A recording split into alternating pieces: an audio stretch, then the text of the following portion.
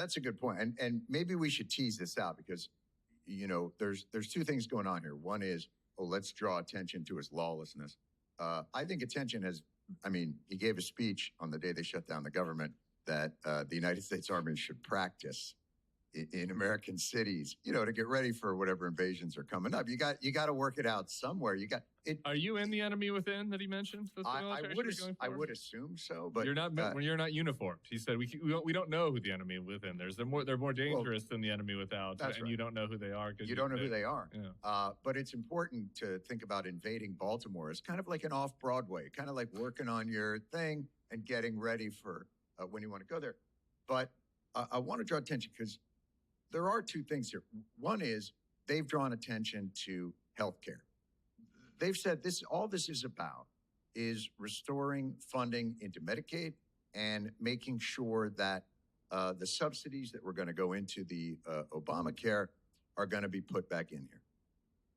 And here's where I take issue with the Democratic Party, whether it's about winning a PR battle with Trump or doing any of those things. I don't know. But once again, the Democrats are in a position of defending the status quo of policies that most people in the United States think suck. Meanwhile, on the same day, Trump rolls out Trump RX. Hey, I'll just threaten Pfizer with 100% tariffs and then just open up a prescription drug outside of the middle managers and sell directly to the public at a discount.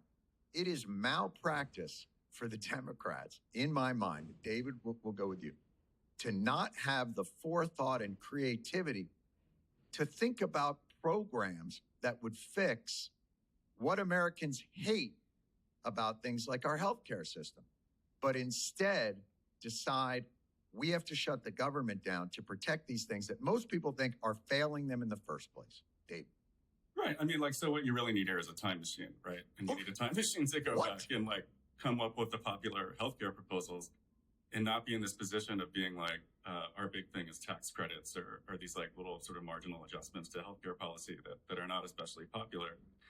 They're in a pickle in that sense. Although I think the polling is there for the ACA in general, is more popular than not. But obviously, the failure to address healthcare in any kind of systematic way, I think, contributes to the general frustration with our political system. Democrats are just as guilty of that as anybody else, and Jeffries and Schumer are not the ideal message carriers here, right? If you look at polling going back to the early 21st century, consistently the least popular people in the country are congressional leaders.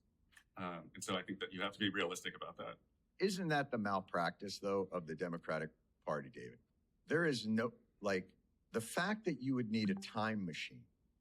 Democrats forever have been saying what we need.